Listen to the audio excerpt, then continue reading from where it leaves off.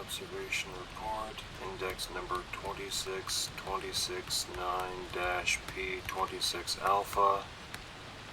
Investigating Agent Yr'yathri reporting on recent incidents of confirmed or suspected activity by known Fae agencies or individuals. There are a number of incidents which recommend themselves for investigation, and my field research has uncovered several specific cases included herein that may be of some importance. To begin with, oh dear. Oh dear, oh dear. Human, are you listening to this? How very undesirable. This is a dream, yes. This is all a dream. Just a weird dream, yes. The food you had for dinner is sitting a little weird on your gut. Sure, it's giving you some strange and vivid dreams. Yes, all just a dream. Just a very vivid dream about waking up in your own bed, hearing a bored-sounding voice rattling off boring memoranda about things that don't concern you. Just a strange but meaningless dream, with some sort of dream detective sitting on the foot of your bed, typing and shuffling through papers, and for the love of Ned, do not touch those wires coming out of your forehead. No, don't touch them.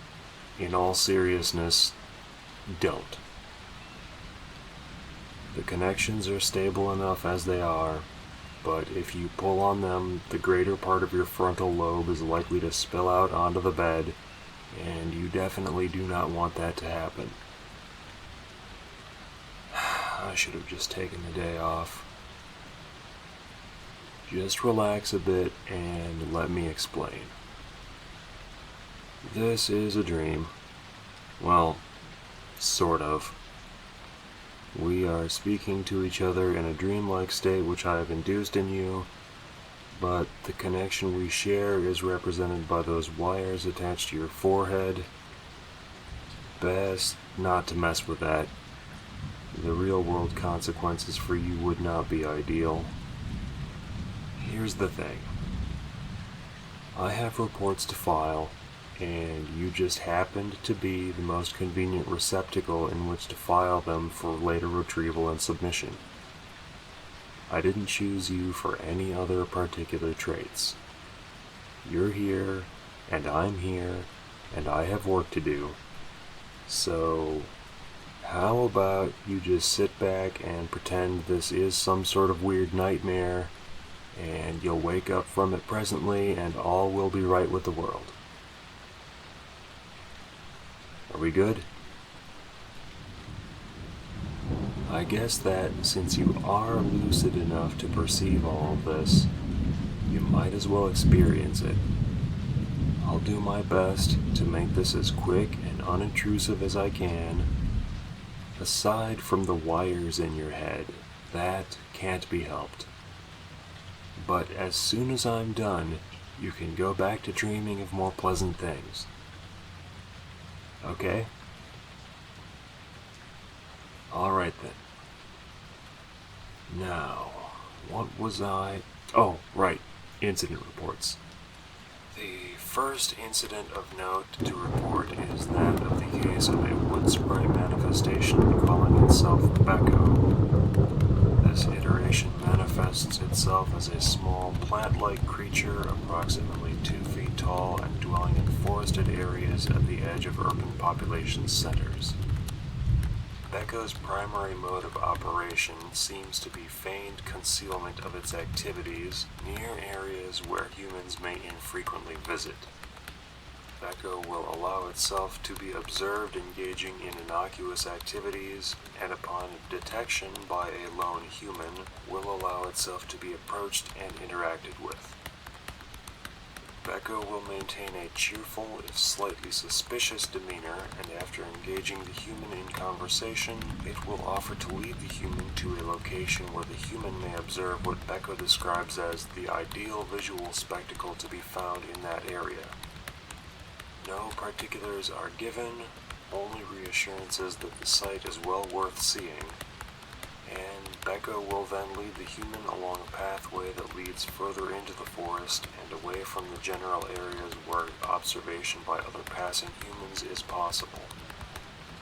This usually results in Becco leading the human into areas of low elevation and marshy or boggy terrain, where the smaller body mass of the Fey manifestation makes passage easy for it, but difficult for the human. Eventually, the human is tricked into crossing an area of vegetation that covers over an unseen patch of bog, mud, or quicksand, causing the human to lose their footing and become entrapped in the quicksand. Becco will then offer to assist the human in freeing themselves from the quicksand on the condition that they first divest themselves of any technological devices, which Becco maintains are unlucky. These devices are very often retrieved by Becco and utilized in contacting others of its general sort. It should be noted here that Becco, while appearing to be no more than a small, vaguely humanoid mass of dead woody vegetation, is in fact quite capable of interacting with technological devices, including the ability to bypass security and encryption features and utilize communication devices to summon other Fey creatures to its location. These Fey creatures are usually of a sort Becco refers to as the Troll Boys, and are of a type much larger and more humaniform than itself, often appearing as similar to the trolls of human fairy tale myth. These creatures tend to appear in groups of 3 or 4, bearing with them ropes and a cage-like structure made of rough-cut branches. Humans entrapped in the quicksand via this deception are then removed from the quicksand via the ropes and manhandled into the cage structure, which is then taken up by the trolls and carried off into parts unknown, presumably into a nearby region of the so-called Feywild, the Fey-corrupted portion of the Dreamlands normally accessible to most types of demons. The fate of humans thus abducted is unclear, but it is presumed that they are either eaten or enslaved by the trolls themselves, or taken deeper into the Feywild to serve as food or slaves for the higher ranks of Fey creatures to be found therein. Additional research is required before corrective action can be safely undertaken. Incident report ends. I hope that you are not finding this information troubling, human. I certainly find it mildly disturbing. These sorts of situations have been occurring near human settlements for rather more of your modern history than you would perhaps care to know. Though it is only recently that the ability of the Fae to interact with sophisticated human electronics has been observed. Second incident report of note concerns a manifestation of a creature known in human mythology as a faun. The primary manifestation of this type refers to itself as Olin, and tends to favor similar environments to those frequented by the Becco type, with a marked preference for appearing near shallow but fast-moving streams. Humans are often lured to these locations by subaudible subliminal calls made by Olin, supplemented by audible sounds in the form of simple musical melodies, usually in the form of music played on a crude flute or set of panpipes. Humans thus lured to these locations are then induced to sit down and rest following their exertions in reaching the site, and engaged by Olin in casual conversation. These conversations primarily revolve around the characteristics of the immediate surroundings, the tiring nature of the human's journey to reach the place, and the various methods by which the human might make themselves more comfortable and possibly engage in sleeping or napping. Olin seems to delight in speaking to a human victim while slowly lulling them into drowsiness and sleep, while talking about the natural sounds of its locale, its own musical abilities, and similar topics.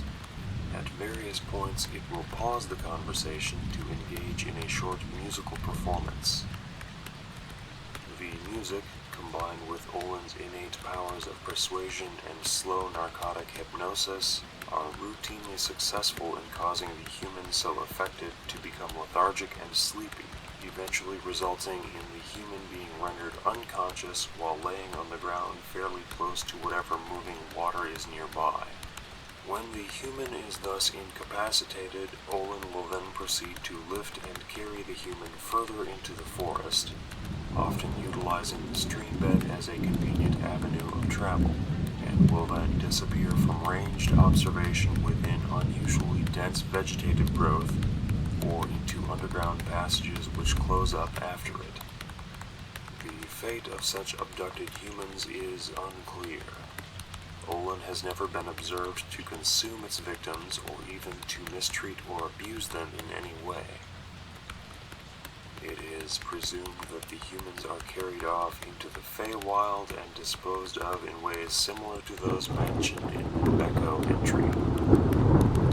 Incident report ends.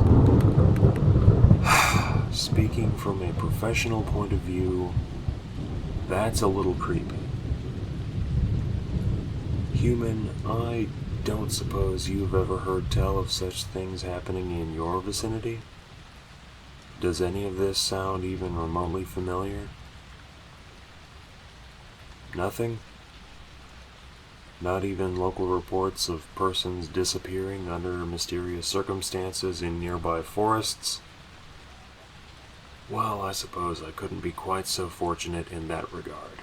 I rarely get breaks like that in a case anyway. On to the next report. Third incident report of note. This entry pertains to a much more urban-adapted form of Fey manifestation, referred to as Eloi or the Dwellers in Tunnels, almost exclusively encountered far beneath old or abandoned urban structures, especially abandoned factories and underground railway facilities favored by humans engaged in the pastime of urban exploring. This is generally understood to be a form of recreational trespassing in dangerous and abandoned locations. Instances of Eloi are rarely observed visually due to their natural habitat and the circumstances surrounding encounters. It is known that they are generally humanoid, rather taller than the human average, very slender of build, and possessed of overly long arms, oversized hands, and sharp claws on their fingertips. Further details are understandably few and inconsistent. Eloi seem to prey mainly on humans that venture too far into these underground locations, though they prefer to wait until a particular human has gotten themselves lost due to misdirection or mismanagement of resources, such as powered light sources.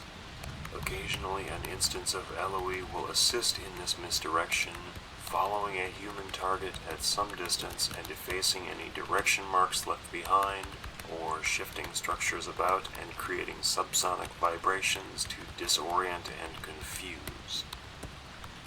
Eventually, an Eloi instance will approach a lost human to engage in conversation, almost invariably after the human has been underground for more than 48 hours. By this point, the human is not only thoroughly disoriented, but is usually running low on various necessities, such as food and water, to say nothing of lighting and other exploration equipment. Eloi will speak to the human from a short distance, often approaching near enough to touch them, which happens occasionally as the Eloi remarks on the terrors of being lost in the darkness under the earth with unknown horrors lurking unseen. Eloi will then offer the human 3 options. The first option is a guided return to the surface, in exchange for which the humans so guided must return to the place within 48 hours, along with another human which is to be given over to the LOE instance as the price of the guide service. What is done with any of the exchanged humans is currently unknown.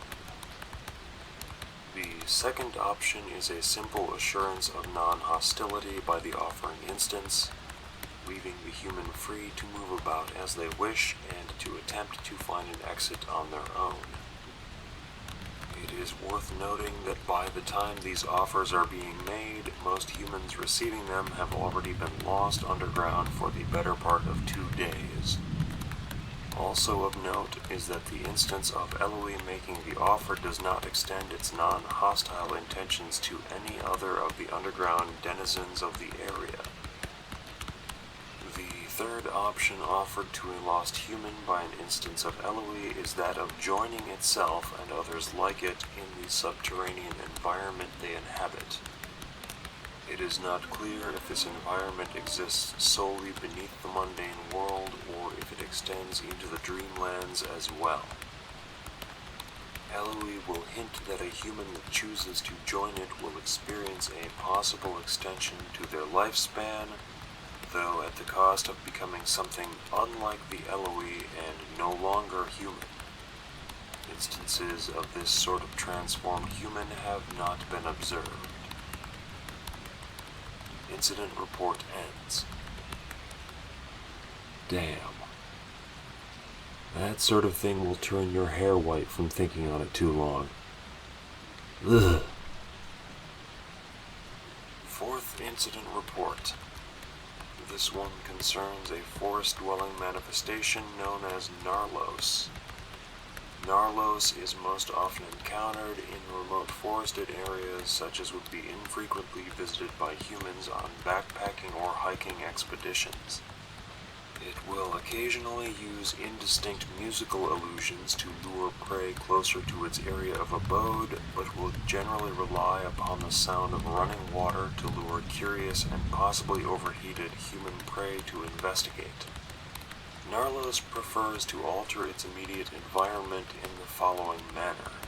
It will find a section of a body of flowing water suitable for partial blocking with small stones, tree branches, and other debris, creating a body of deeper but still flowing water suitable for swimming. Narlos will not leave this body of water even if doing so would allow for a greater chance of capturing prey. Instead, the manifestation prefers to stand waist deep in the water and engage any approaching humans in conversation. From a distance, Narlos is not immediately distinguishable from an ordinary human male. Closer inspection, however, will reveal that it possesses pointed ears, sharply pointed teeth, and an extra digit on each hand. Narlos will make repeated suggestions that a listening human should approach the pool and engage in water-related activities such as swimming, wading, etc. Once a human has entered into the water, Narlos will swiftly approach them and attempt to drag them into the middle of the pool, where it will kill them either by drowning or by snapping the victim's neck. Narlos will then very quickly devour all of the muscles and other soft tissues from the victim's body, leaving only the bones and any clothing in the vicinity. Any clothing or other possessions are collected up and concealed in the bottom of the pool. Narlos will sometimes utilize vines or long branches of trees to reach more distant items, again refusing to leave its pool of water. The largest bones from Narlos' prey will sometimes be used to decorate less visible portions of the pool, but more often they are simply used as structural material for expanding the retention dam. Narlos does not seem to have any unusual powers other than exceptional strength and speed within the limits of its watery domicile. It does pose a significant threat in areas where large numbers of humans may happen across a manifestation, but this can be mitigated with suitable shifts in the areas accessible to human foot traffic. Incident report ends. No, that doesn't sound creepy at all. Nope. Not a bit. Good gravy. Fifth and final incident report. This one is based largely on the testimony of the hunter demons Yr'yathri and Yr'yathri, guardians of the outward borders of the forest realms of the chaos. The hunter demons report encountering a human encroaching on their territory, said human having already traversed some distance into the forest before being located by Yr'yathri. The human carried with them a rune-enhanced spear as a weapon enchanted with demon wards and evidently of fey origin. This weapon gave the human enhanced speed, agility, and combat abilities, as well as granting them enhanced tracking and survival skills. The combat enhancements allowed the human to hold their own in the initial encounter with Yr'yathri, one of the most skilled fighters in that region of the Chaos Realms. The human was eventually subdued by Yr'yathri with the aid of her brood brother Yr'yathri, and was eventually transported into the deep realms of the Chaos and brought before his Titanic Majesty Marios Urkar. It was here that more of the circumstances surrounding the human's presence in the Chaos Realms were brought to light, including the origins of the demon-warded weapon they carried. It seems that the human was selected for its mission of infiltration by a notable Fey agent called Lockfeather.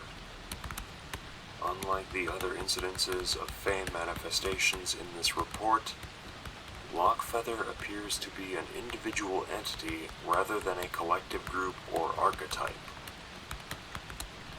He is usually described, and yes, the gender is generally perceived to be masculine, as humanoid in size and shape similar to the average human male, but with the neck and head of an oversized raven. He is described as wearing garments made of vines and leaves, which appear to have been grown organically rather than fashioned by artifice. Lockfeather has been implicated in several prior cases of human intrusion into the Chaos Realms, though this is the first time he has sent them in armed. Lockfeather's usual modus operandi is to mark potential human pawns with a special scent, usually in the form of a Fey-altered bath bomb. Such scent-marked individuals are then followed by agents of Lockfeather, abducted, given hypnotic conditioning and instructions, and transported via an enchanted mushroom ring to outlying locations in the Chaos Realms. Not only are these sorts of incursions undesirable in their own right, but the fact that Lockfeather is beginning to send in armed assets is more than a little troubling. It may soon become necessary to eliminate Lockfeather and some of his immediate functionaries. Lockfeather's full capabilities are not yet known, but it is thought that he might be most efficiently dealt with by means of a reality-bending demon. Further surveillance of Lockfeather and his activities may provide insight into how this can be most easily and effectively accomplished. Incident report ends. Observation report ends. I need a drink. Maybe a couple of drinks. Let's get you squared away first, human. I'll get those wires detached from your forehead in just a moment. Oh, come off it. Hold still. If I was going to do anything weird to you, I'd have done it already. Now just hold still and let me detach these wires.